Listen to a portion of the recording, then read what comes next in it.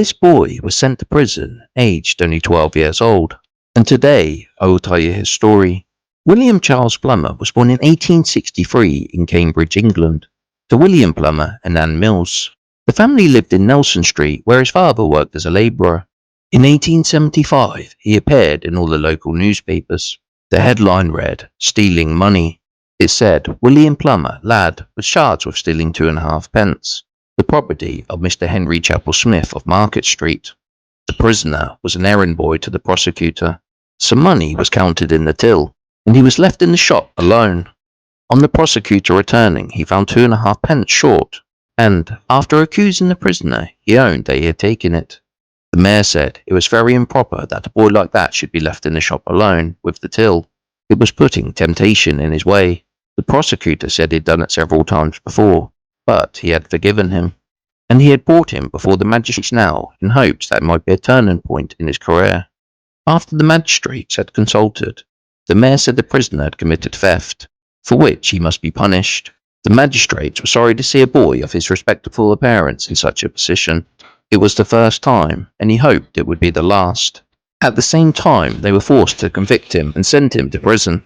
The magistrates were unanimous in regretting that such a temptation should be placed before a boy of such a tender age. He was not surprised that he fell for it. At the same time, he would have to go to jail for 7 days and be kept from the other prisoners. Just 6 months after leaving prison, his father passed away in 1876, aged 49. This would have been a traumatic time for William. In 1881, William was living with his mother and siblings at 12 St Matthews, and in 1886 he married Martha Lingley in Cambridge.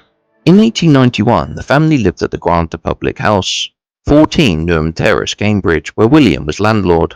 He is also listed as a drainman. They had 2 children, Margaret and Bill. By 1901, they had left the pub. William was now a coachman and groom. They had 4 more children, William, Nellie, Charlotte and Frederick.